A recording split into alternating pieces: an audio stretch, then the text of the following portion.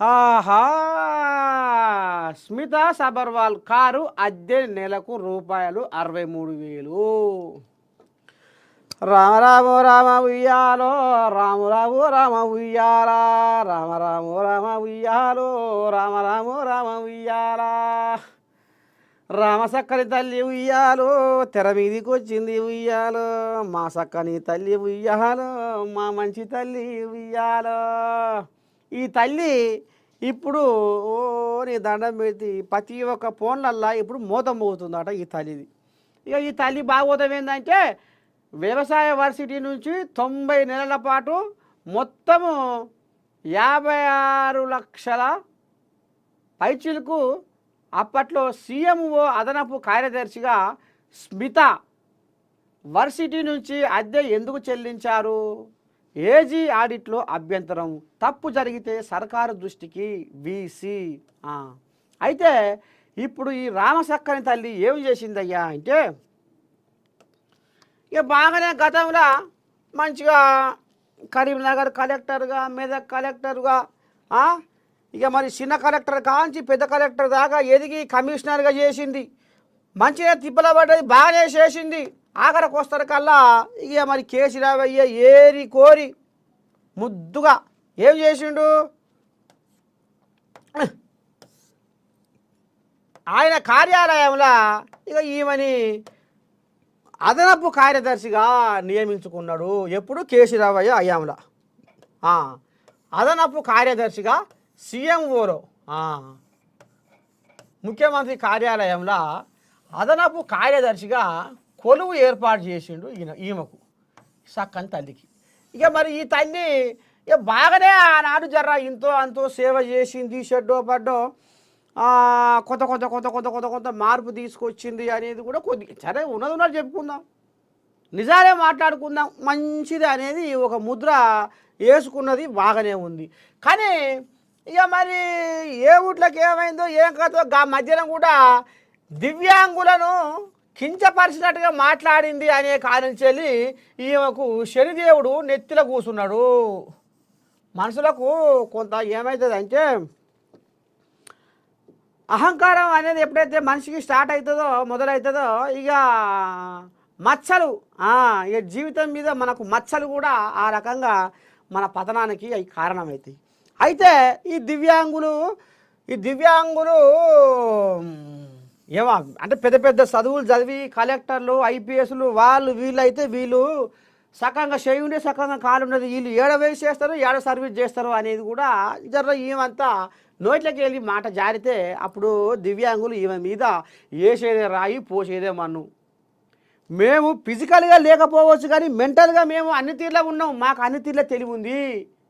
ఇవాళ కాళ్ళు లేకపోయినా కేంద్ర మంత్రిగా పనిచేయలేదా జైపాల్ రెడ్డి?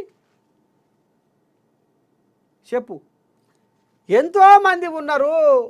ఇక మరి మాకు కాళ్ళతోని చేతులతోని షెడ్డో పడ్డో మాకు దేవుడు ఇచ్చినట్టుగా ఉన్నాము. ఇక ఏం చేస్తాము, మాకు అదే దేవుడు మన దారి చూపిండు. మేము కూడా మరి మీకంటే ధీటుగా మాకు తెలివి ఉంది, మీకంటే బ్రహ్మాండంగా మేము చేయగలుగుతాము అనేది కూడా ఈ దివ్యాంగుల నుంచి కూడా శాపనార్థాలు తిన్నది ఈ తల్లి. వాళ్ళకు ఈ రకంగా శాపనార్థాలు వాళ్ళని అవహేళన పరిస్తే వాళ్ళకెళ్ళి కూడా శాపనార్థాలు తిన్నది ఈ సక్కని తల్లి. ఇక ఈ సక్కని తల్లి ఉద్దారకం ఏందయ్యా, స్మితా సబర్వాల్ ఉద్దారకం ఏందయ్యా అంటే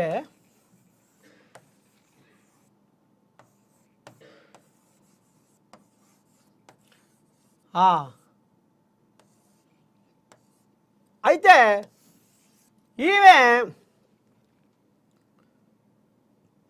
సీఎంఓలో అదనపు కార్యదర్శిగా ఉన్నప్పుడు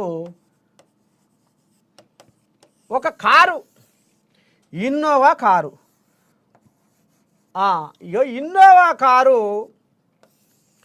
నేను అద్దెకు తీసుకొని నడుపుకుంటున్నా అని 90 నెలలు నెలకు 63,000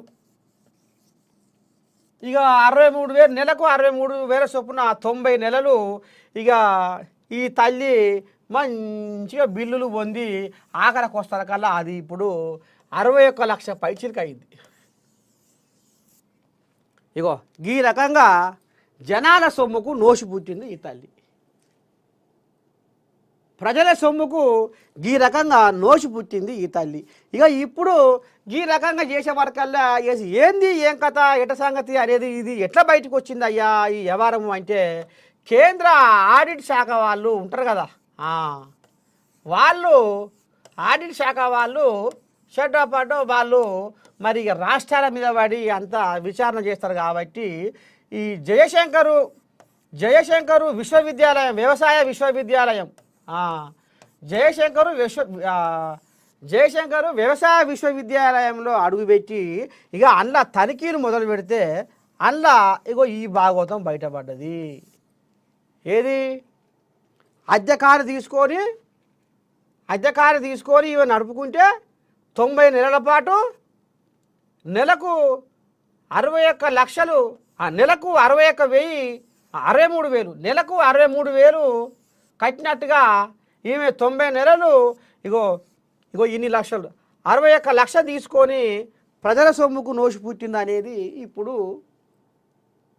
బహిర్గతం అయ్యింది. ఇక మరి ఎట్లా ఏంది ఏం కథ అంటే అక్కడ వీసీ అయ్యో రామ గిదేంది ఏ కథ గిట్లా అంటే ఇక దానికి నేను సర్కారుకు మొరబెట్టుకుంటా, సర్కారు చెప్తా ఈ ముచ్చట. మరి ఇన్నన్న పాటు నాకు కూడా తెలియదు.